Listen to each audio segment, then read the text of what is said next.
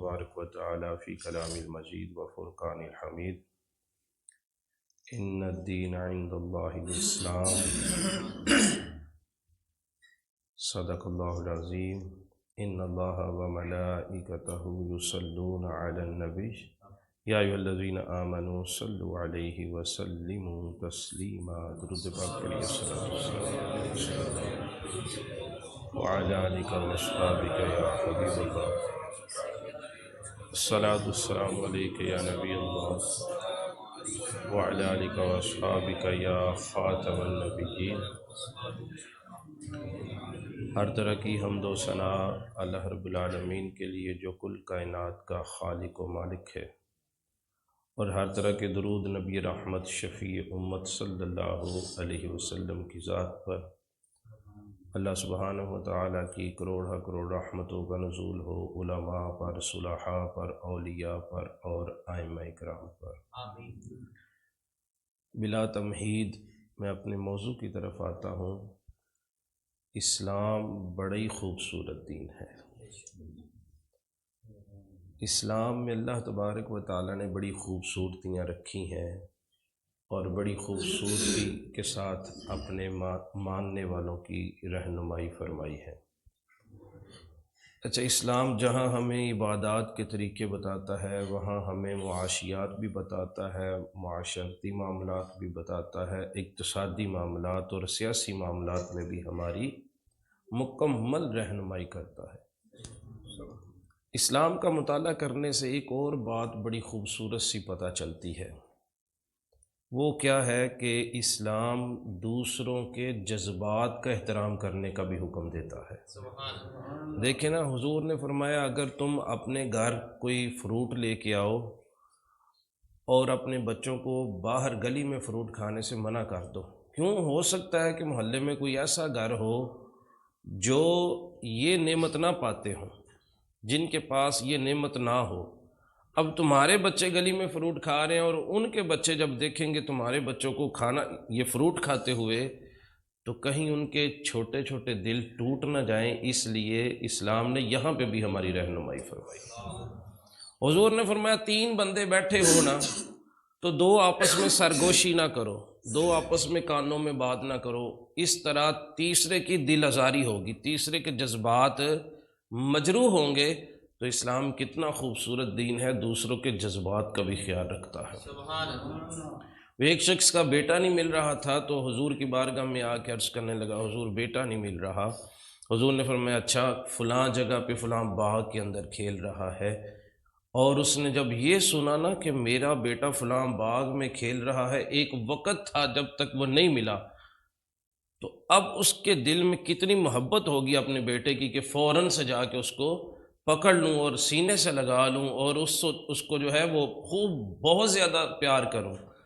اب وہ اس فرط محبت میں جب حضور کی بارگاہ سے نکلا تو حضور نے واپس بلایا اس شخص کو، صحابہ کو ارشاد فرمایا اس کو واپس لے کے آؤ۔ واپس بلایا اور کہا جاؤ وہاں جانا، اپنے بیٹے کو ساتھ لے لینا اور اس جگہ پہ بیٹے سے پیار نہ کرنا، اس جگہ پہ بیٹے کو سینے سے نہ لگانا، بیٹے کو گھر لے آنا، پھر گھر آ کے جتنا مرضی پیار کرنا، تمہارا اپنا بیٹا ہے۔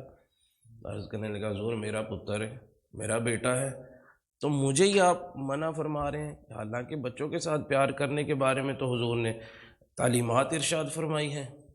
حضور فرمانے لگے وہاں کچھ یتیم بچے بھی کھیل رہے ہیں، جب تو اپنے بچے سے پیار کرے گا تو ان کے ننھے ننھے دل ٹوٹ جائیں گے اور یہ محسوس کریں گے کاش آج ہمارا باپ بھی زندہ ہوتا تو ہمارے ساتھ یوں ہی پیار کرتا۔ تو اس وجہ سے ان ننھے ننھے بچوں کے جذبات کو مجروح ہونے سے بچانے کے لیے وہ رحمت والے آقا نے فرمایا بیٹے سے پیار ضرور کرنا مگر گھر لا کے کرنا۔ اسلام ہر کسی کے جذبات کا خیال رکھتا ہے۔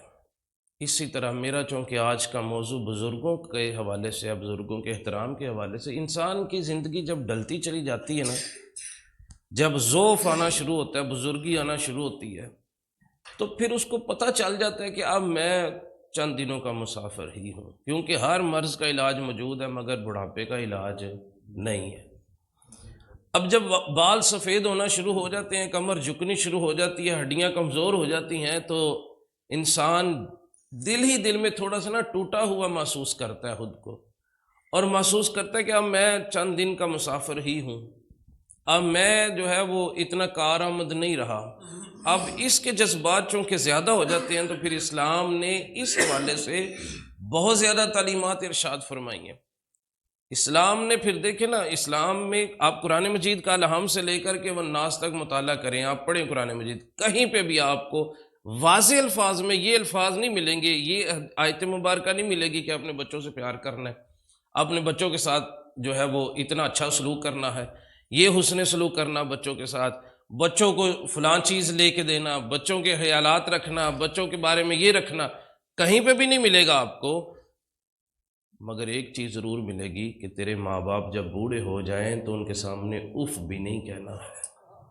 بوڑھے ہو جائیں گے، لفظ قرآن مجید کے اندر کبر، جب بڑے ہو جائیں تو اف تک نہیں کہنا ان کے سامنے۔ اور پھر یہی نہیں، باقاعدہ تمہید کے ساتھ باقاعدہ طور پہ کوئی 3 4 5 آیتوں میں میرے رب نے ارشاد فرمایا، پھر فرمایا کہ جب وہ بوڑھے ہو جائیں تو ان کے سامنے رحمت کے بازو پھیلا کے رکھنا، ان کو اف تک نہ کہنا۔ یہ باقاعدہ قرآن کی آیتیں ہیں۔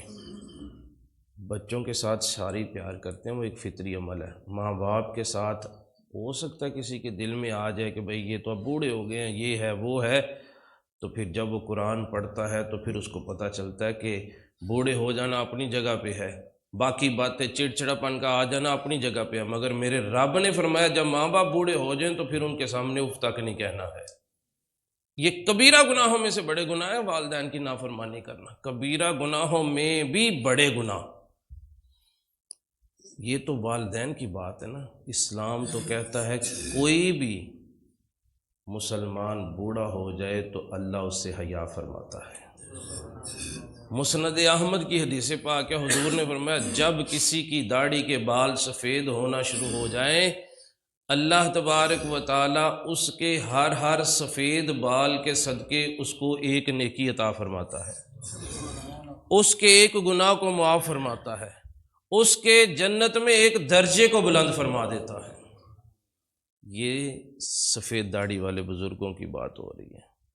تو ہمارے معاشرے میں پتہ نہیں کیا عجیب بات ہے، شاید کوئی اندھا دھند تقلید مغرب کی ہم نے شروع کر دی ہے، اور عجیب بات ہے کہ مغرب کی جو اچھی چیزیں وہ نہیں اڈاپٹ کی جاتی، مغرب میں جو بری چیزیں ہیں ان کو آج فیشن کے طور پہ ہمارے معاشرے میں دیکھیں نا۔ کبھی ہم نے بچپن میں سنا تھا کہ اولڈ ہومز ہوتے ہیں مغرب کے اندر، یعنی یہ مغربی ممالک، یا پھر آپ یوں سمجھے کہ برطانیہ وغیرہ میں اولڈ ایج ہومز ہوتے ہیں کہ بوڑھے بزرگوں کو وہاں پہ چھوڑ آتے ہیں۔ ہم بڑا معیوب سمجھتے تھے، کتنے عجیب سے لوگ ہیں، گھر میں بوڑھوں کے ذریعے تو برکت ہوتی ہے۔ میرے نبی پاک صلی اللہ علیہ وسلم نے فرمایا ہے کہ البرکۃ مع الاکابرکم، برکت تو تمہارے بزرگوں کے ساتھ ہے، تمہارے بزرگوں کے ساتھ ہے برکت۔ اور حضور نے فرمایا جو ہمارے چھوٹوں پہ رحم نہیں کرتا، ہمارے بڑوں کا احترام نہیں کرتا، وہ ہم میں سے نہیں ہے۔ Less money, he is not the part of our society, وہ ہم میں سے ہے ہی نہیں، اس کا ہمارے ساتھ کیا تعلق ہے؟ جو ہمارے بڑوں کی عزت نہیں کرتا، تکریم نہیں کرتا، ہمارے چھوٹوں پر رحم نہیں کرتا ہے۔ تو ہم بڑا عجیب سا محسوس کرتے تھے کہ اللہ اکبر، یہ عجیب ہے، یہ کون لوگ ہوتے ہیں جو ماں باپ، اللہ اکبر، ہم تو ماں باپ کے بغیر تصور ہی نہیں بنتا ہے کہ زندگی کا کیا بنے گا ماں باپ کے بغیر۔ وہ سحریوں اور افطاریوں میں ماں یاد آتی ہے، جب بچپن میں ان کے ہاتھوں کے بنے ہوئے پراٹھوں سے سحری کیا کرتے تھے۔ ماں باپ کے بغیر تو سحری افطاری کا بھی تصور ہی نہیں ہے۔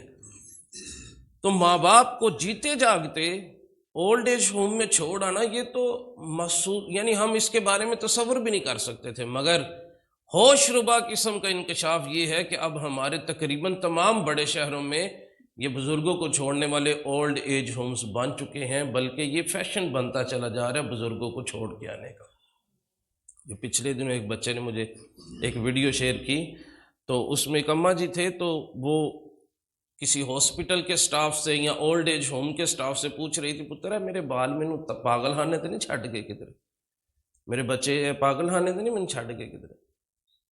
اور وہ بڑا ہی، وہ منظر ایسا تھا کہ بڑا ہی سخت دل والا بھی ان کی یہ کیفیت، ان کی یہ گفتگو سن کے جو ہے ہو سکتا ہے اس کی آنکھوں سے بھی آنسو آ جائے۔ بزرگوں کے ساتھ برکتیں ہیں، بزرگوں کی عزت کے ساتھ، بزرگوں کے ساتھ جو ہے وہ حضرت بایزید بسطامی رحمۃ اللہ تعالی علیہ کو ولایت کیسے ملی ہے؟ حضرت بایزید بسطامی رحمۃ اللہ تعالی علیہ کی والدہ نے رات کو ان سے پانی مانگا، بس تھوڑی سی آنکھ کھلی ہوگی، پیاس لگی ہوگی، پانی مانگ لیا، آپ اٹھے جا کے پانی لے کے آئے اور ماں کے سرانے کھڑے ہو گئے۔ اب والدہ جو ہے ان کی آنکھ لگ چکی ہے، ان کو اٹھانا مناسب نہیں سمجھا، ماں سو رہی ہے میں کیوں اٹھاؤں؟ اب کبھی وہ بھی تو وقت تھا نا جب ماں ساری ساری رات میرے لیے جاگتی رہتی تھی، کبھی وہ بھی تو وقت تھا نا کہ میں جب بستر گیلا کر دیا کرتا تھا تو ماں گیلی جگہ پہ ہو جاتی تھی اور مجھے خشک جگہ پہ سلاتی تھی، کبھی وہ بھی تو وقت تھا نا کہ جب ماں میرے لیے نخرے اٹھاتی تھی۔ اور میں نے ایک جملہ کہا تھا، وہ کیا شاعر نے خوبصورت جملہ بولا ہے نا، کہ اور اس جملے کے اندر ہی اس نے ماں کی ساری عظمت کو بیان کر دیا کہ ایک مدت سے میری ماں نہیں سوئی۔ میں نے ایک بار کہا تھا ماں مجھے ڈر لگتا ہے، میں نے ایک دفعہ کہا کہ اماں مجھے رات کو ڈر لگتا ہے، ساری ساری رات میری ماں میرے ساتھ جاگتی رہی ہے۔ اللہ اکبر۔ تو حضرت بایزید بسطامی رحمۃ اللہ تعالی علیہ ماں کو جگانا پسند نہیں کیا، آپ نے کہا پتہ نہیں کتنے تھکے ہوئے ہیں تو میں جگا کیوں دوں، ساری رات کھڑے رہے، اور سخت سردیوں کی رات تھی، اور آپ کا جو پیالے کے ساتھ ہاتھ چمٹ گیا کیونکہ برف باری تھی، اور جب صبح ہوئی تو پیالے سے انگلی کو چھڑانا چاہا تو کھال ادڑ گئی، خون بہنا شروع ہو گیا۔ اللہ تبارک و تعالیٰ کو بایزید بسطامی کی ماں کی خدمت کرنا اتنا پسند آئی، اتنی پسند آئی کہ ولایت کا تاج عطا فرما دیا۔ شیخ عبد القادر جیلانی، آپ کو ولایت کہاں سے ملی ہے؟ ماں کے قدموں سے ملی ہے، بیٹا کبھی بھی جھوٹ نہیں بولنا، اور پہلا سچ کی وجہ سے پہلا وہ قافلہ جو ہے اس کے لوگوں کو لوٹا ہوا مال واپس دلوایا۔ حضرت سلطان باہو رحمۃ اللہ تعالی علیہ کی والدہ نے ارشاد فرمایا بیٹا اس طرف ہے تیرا مرشد، جہاں ماں کی انگلی کا اشارہ تھا اسی طرف چل پڑے، اللہ تبارک و تعالیٰ نے اپنی معرفت عطا فرما دی۔ تو یہ چیزیں اللہ کی ولایت ملتی ہے بزرگوں سے، اللہ تبارک و تعالیٰ راضی ہوتا ہے بزرگوں کی جو ہے وہ تعظیم عزت کرنے سے، بزرگوں کی باتیں سننے سے انسان زندگی میں کامیاب ہو جاتا ہے۔ پرانے لوگوں میں جو بچہ بات تہذیب ہوتا تھا نا، یہ میں آج سے 50 سال پہلے کی بات کر رہا ہوں، اس سے پتہ کیا کہا جاتا تھا؟ اس سے کہا جاتا ہے تو بزرگوں کی صحبت وچ بویا کر، اور بزرگوں کی صحبت میں بیٹھ کے پتہ کیا وہاں پہ یہ جو ہے ہمت ہی نہیں ہوتی تھی بندہ کوئی بات کرے، مگر بالکل خاموشی کے ساتھ صرف ان کی صحبت میں بیٹھنا ہے۔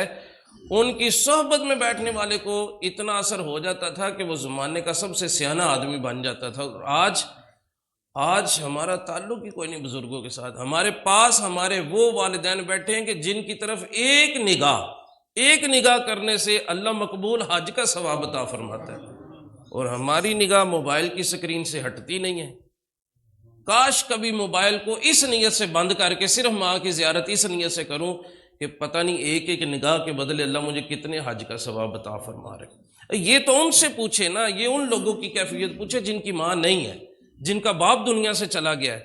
اب وہ اپنے اندر کتنا کڑ رہے ہوں گے کہ کاش میری ماں بھی زندہ ہوتی تو میں بھی بار بار زیارت کیا کرتا، کاش میرا باپ زندہ ہوتا تو میں اس کے ہاتھ چومتا، کاش میرا باپ زندہ ہوتا تو پھر میرا باپ مجھے دیکھتا۔ اللہ اکبر کہ اللہ تعالیٰ نے اس کے بیٹے کو کتنے رنگ لگائے ہیں۔ مجھے بات یہ یاد آ گئی، حضور نبی پاک صلی اللہ علیہ وسلم نے جب فتح مکہ ہوئی نا، یہ مکے والے لوگوں نے جو مظالم ڈھائے ہوئے ہیں صحابہ پہ، کسی سے ڈھکے چھپے نہیں ہیں۔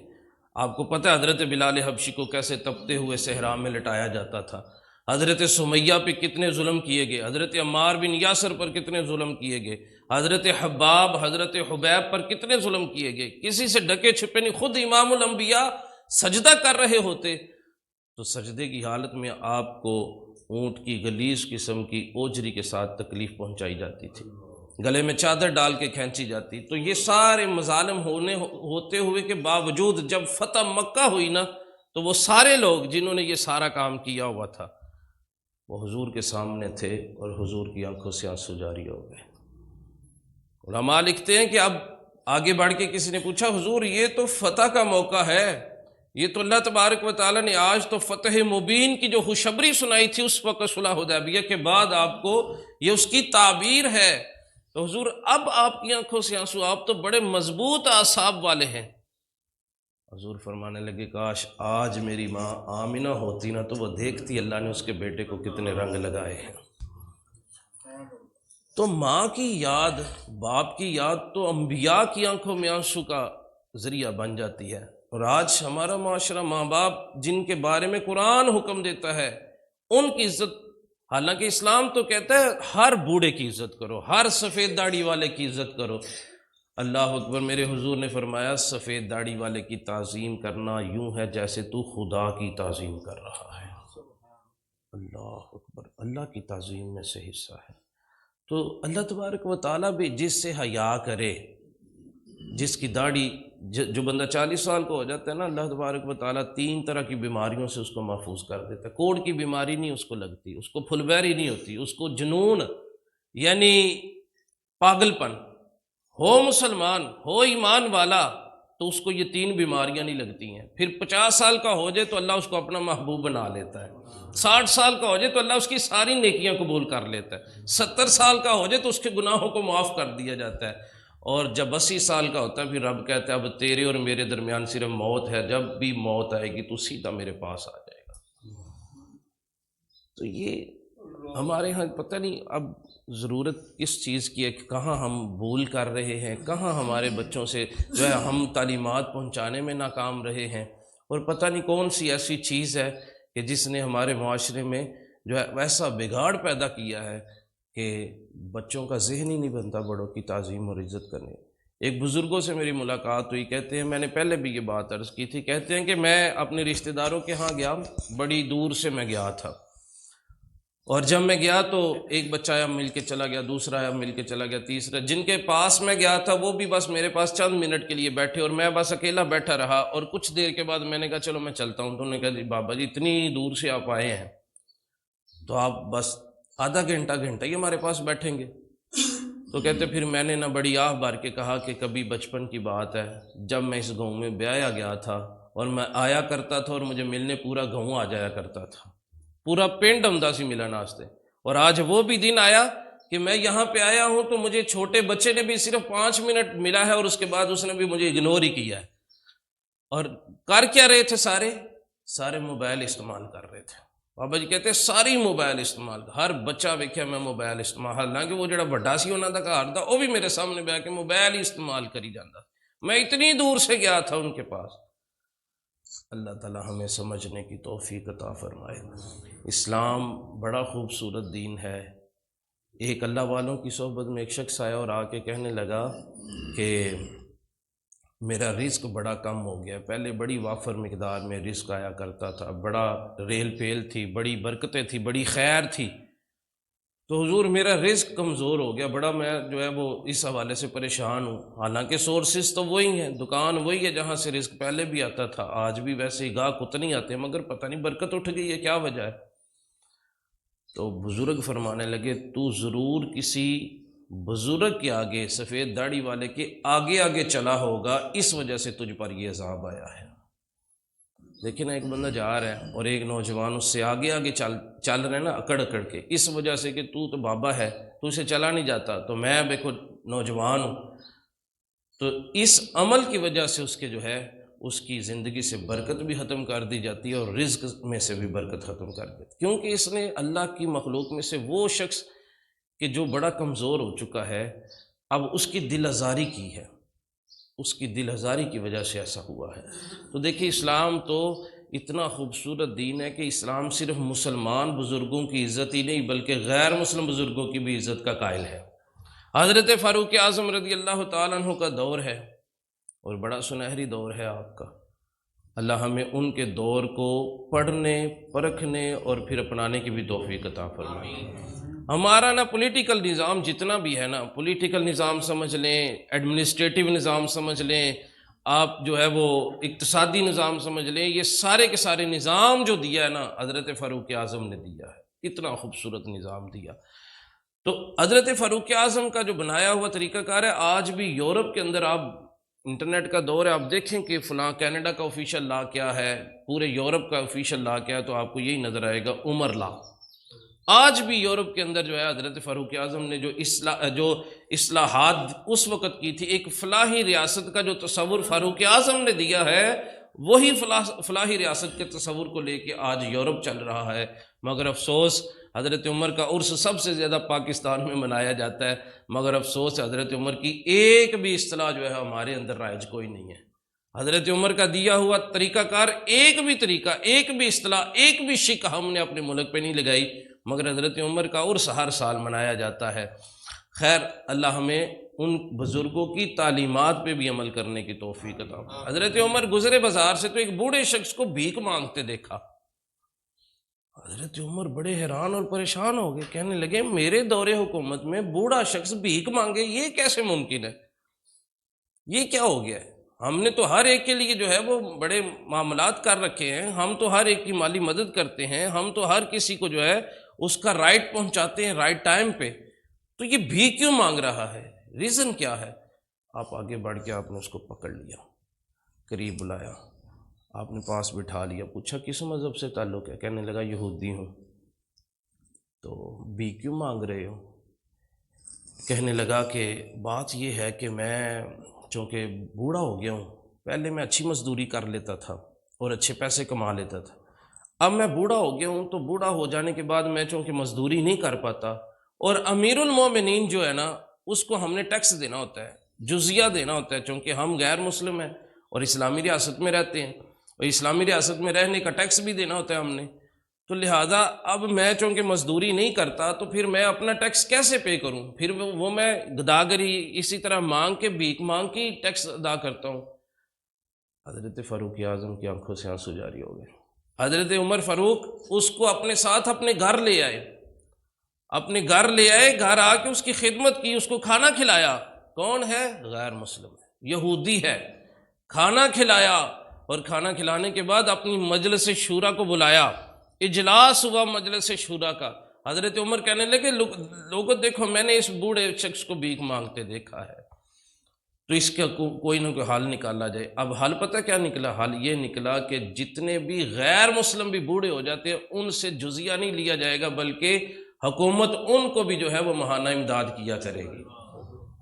پہلے یہ قانون صرف مسلمانوں کے لیے تھا کہ بھئی جو بوڑھا ہو جاتا ہے حکومت کی طرف سے اس کو ماہانہ وظیفہ دیا جاتا تھا، اب بوڑھے یہودیوں سے جزیہ بھی نہیں لیا جاتا، وہ جو ٹیکس حکومت لیتی تھی وہ بھی نہیں لیا جائے کرے گا، اور اب ان کو جو ہے وہ ماہانہ وظیفہ بھی دیا جائے گا۔ اور مزے کی بات یہ ہے کہ یہی اصول آج یورپ کے اندر بھی ہے۔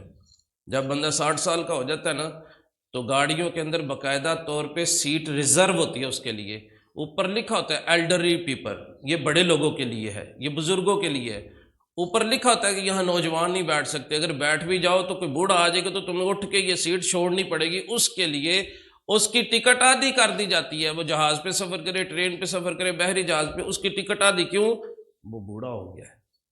وجہ کیا ہے؟ وہ بوڑھا ہو گیا، اور اب اس کے بینیفٹس شروع ہو جاتے ہیں گورنمنٹ کی طرف سے، اس کو ماہانہ وظیفہ دیا جاتا ہے۔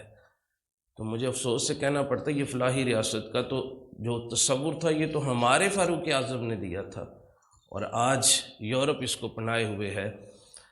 دعا ہے خالق کائنات ہمیں اپنے بزرگوں کی جو ہے وہ عزت کرنے کی توفیق عطا فرمائے۔ ان بزرگوں میں نا ایک اور بزرگ جو ہمارے معاشرے میں بڑی زبردست انداز میں جو ہے جس کو اگنور کیا جاتا ہے، جس بزرگ کی طرف جو ہے وہ توجہ ہماری نہیں، وہ پتہ ہے کون سا بزرگ ہے؟ وہ گھر کا بڑا بھائی ہے۔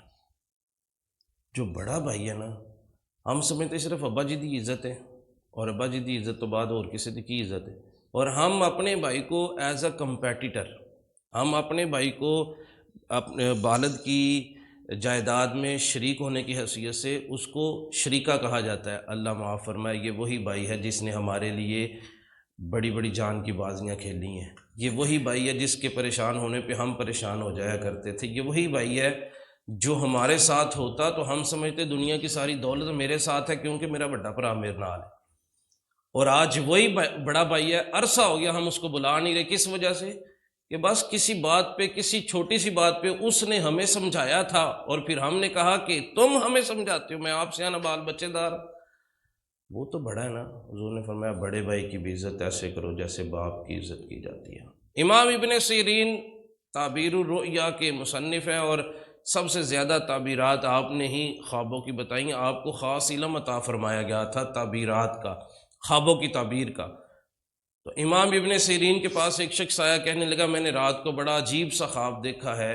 وہ خواب یہ تھا کہ میرا سر میرے ہاتھوں کے اندر ہے، میں نے اپنے سر کو اپنے ہاتھوں میں اٹھا رکھا ہے۔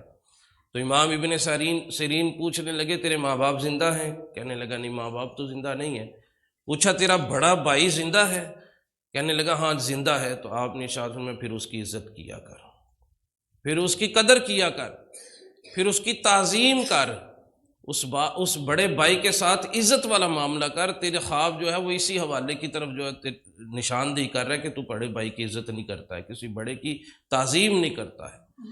لہذا دعا ہے خالق کائنات اسلام کے اس پہلو کی طرف بھی ہمیں دیکھنے کی توفیق عطا فرمائے۔ دعا ہے خالق کائنات ہمیں باادب ہونے کی توفیق عطا فرمائے۔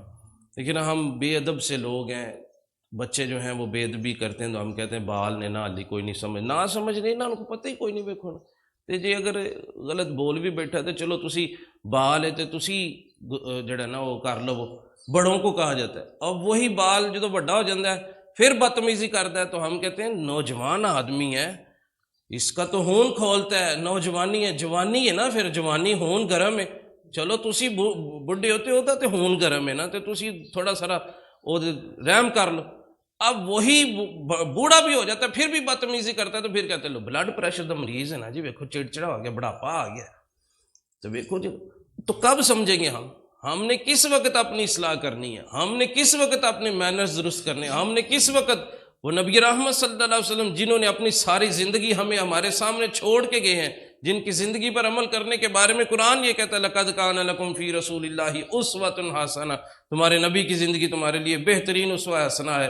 اس نبی کی ماں اماں حلیمہ آ جائے اور سارے سامنے بیٹھے ہوں، اور وہ سامنے بیٹھے ہوں جو حضور کی ایک ادا پر جان کو قربان کرنے والے ہوں، وہ امام الانبیاء کہ جن پر جبریل امین بھی آئے تو ان کے قدموں کو بوسہ دے۔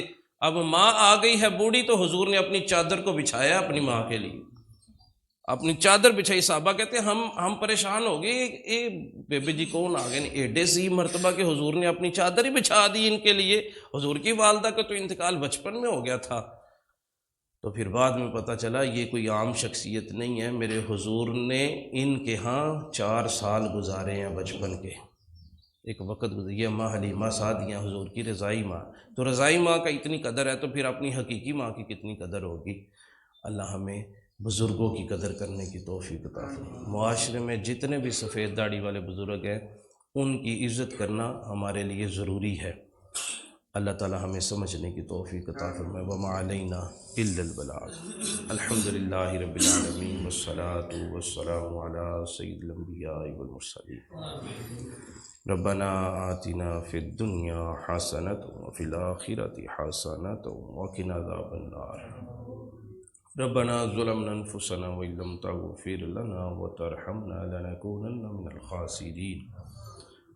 ربنا لا تزغ قلوبنا بعد إذ هديتنا وهب لنا من لدنك رحمة إنك أنت الوهاب يا مقلب القلوب ثبت قلوبنا على دينك اللهم أعنا على ذكرك وشكرك وحسن عبادتك یا ارحم الراحمین۔ رمضان المبارک کے ان گزرتے ہوئے لمحات میں سے ہمیں خاص اپنی رحمتوں کا حصہ عطا فرما۔ اس مغفرت والے عشرے کی برکت سے ہم سب کی کامل بخشش اور مغفرت فرما۔ میرے مولا ہم بڑے کمزور سے ہیں، ناتواں سے ہیں، ہم اس طرح قدر نہیں کر پا رہے۔ میرے مولا ہمیں توفیق عطا فرما کہ ہم رمضان کی برکتوں کو لوٹنے میں کامیاب ہو جائیں۔